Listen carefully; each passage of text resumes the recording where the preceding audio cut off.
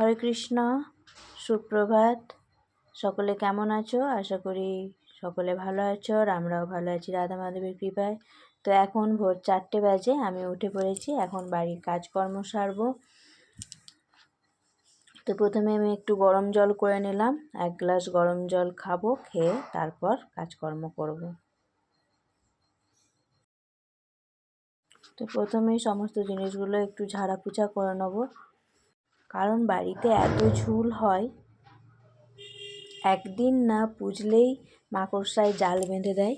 তো তার জন্য প্রথমে একটু ঝাড়া পোছা করে নিয়ে তারপর ঝাড়পাট দেবো। তো চলো আমি এক এক করে সমস্ত কাজকর্মগুলো সেরে নিই, তারপর আবার তোমাদের সঙ্গে কথা হচ্ছে।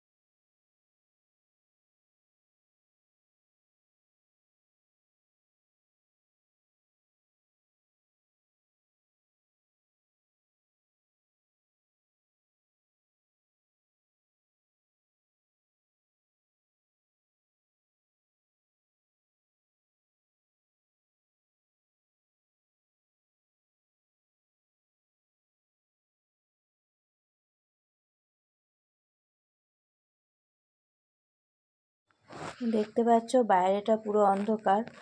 তো যেহেতু 4:30 মতো বাজে, তো বাড়ির ভেতরে সমস্ত কাজ করতে করতে 4:30 বেজে গেছে।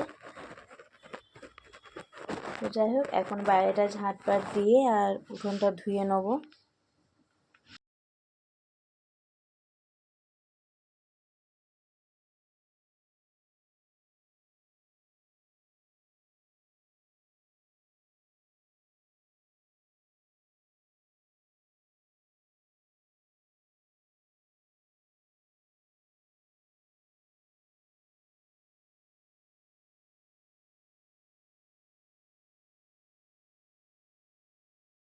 বাইরে কলতলায় কাচাকুচি, উঠোন ধোয়া সমস্ত কিছু হয়ে গেছে। তারপর আমি ঘরের ভেতরটা মুছে নিচ্ছি, মুছে নিয়ে তারপর যাব স্নানে।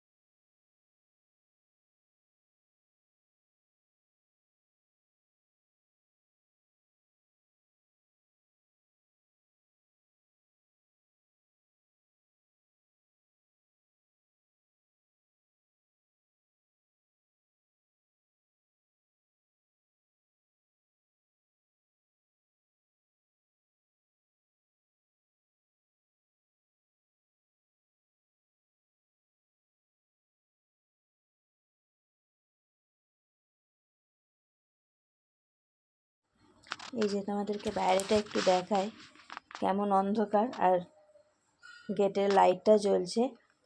আর এই যে সমস্ত কাচাকুচি হয়ে গেছে। তো এবার স্নানে যাব। স্নান সেরে মঙ্গল আরতি করব। এখন 5টা বাজে।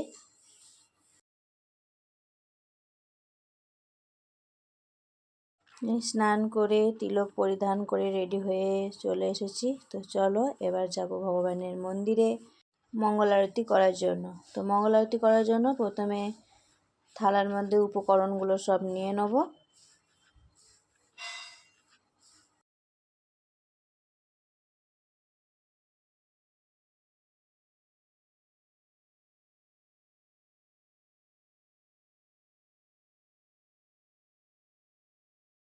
তো কলাই বাদাম ভেজানো ছিল, এগুলোই ভগবানকে বাল্যভোগে নিবেদন করব।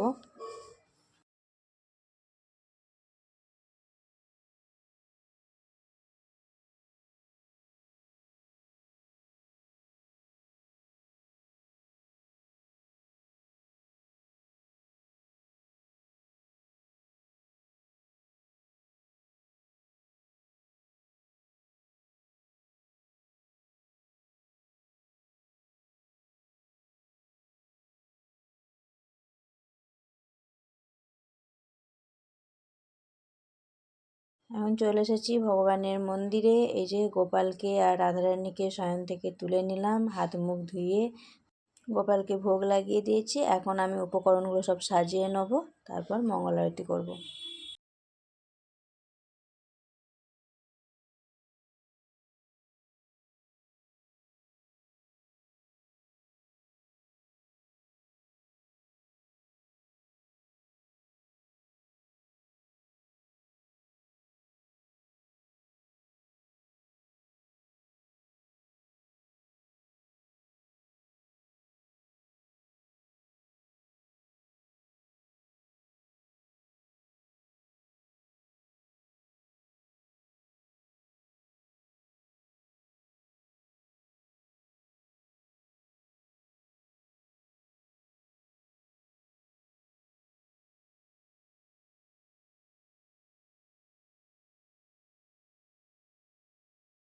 মঙ্গল আরতির সময় ভগবানের আরতি, তারপর নৃসিংহদেবের আরতি, তারপর করব তুলসী আরতি। তো এখন নৃসিংহদেবের আরতি করে নিলাম।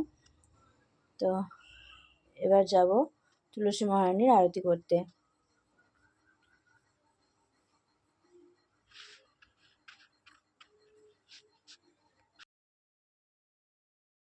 সে তুলসী আরতি করে নেওয়ার পর তুলসীকে জল দান করে, আর এখন তুলসী মঞ্চ ধুয়ে নেব।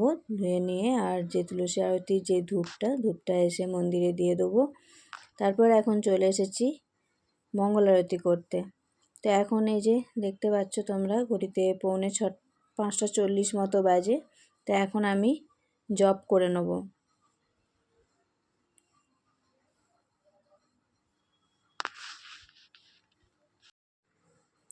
1.5 ঘন্টা মতো জপ করব।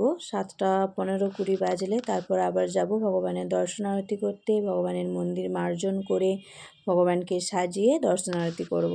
তো চলো আমি আমার ভগবানের সেবাগুলো সেরে নিই।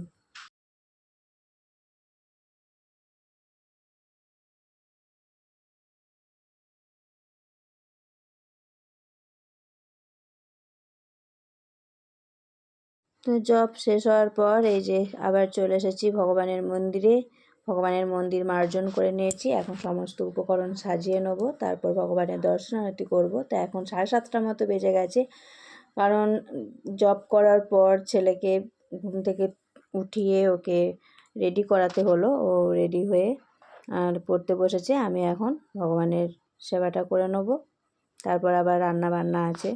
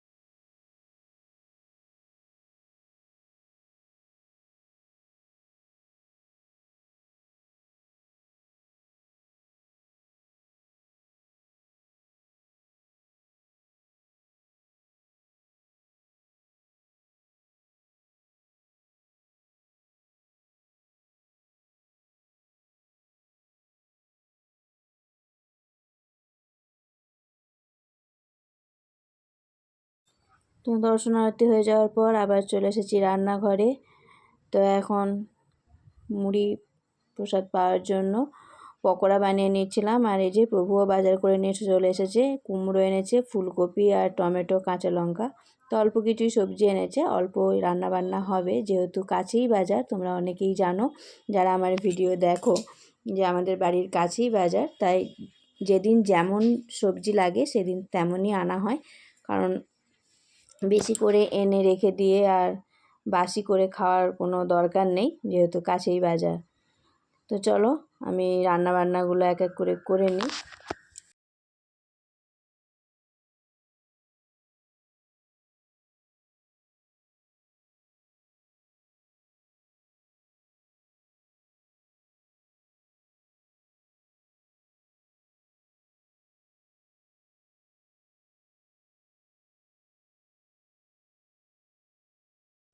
তো সবজি আমান্য করা হয়ে গেছে, যেহেতু বিশেষ কিছু রান্না বান্নার নয়। এদিকে একটু ডালিয়া করছি, ছেলে খেয়ে স্কুলে যাবে। আর আমি কড়াইয়ের মধ্যে ফুলকপির রসাটা বসিয়ে দিচ্ছি। তো আজকে রসা করব না, ফুলকপি তরকারি করব। আর এই যে শিলে আদা বেটে নিচ্ছি।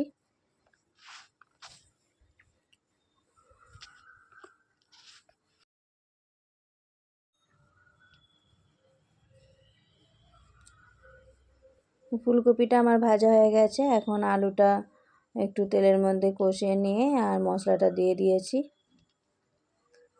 আর এদিকে ডালিয়াটাও দেখো আমার হয়ে গেছে। ডালিয়াটা একটা বাটির মধ্যে তুলে রেখে আর ওর মধ্যে বিউলির ডালটা সিটি দিয়ে দেবো।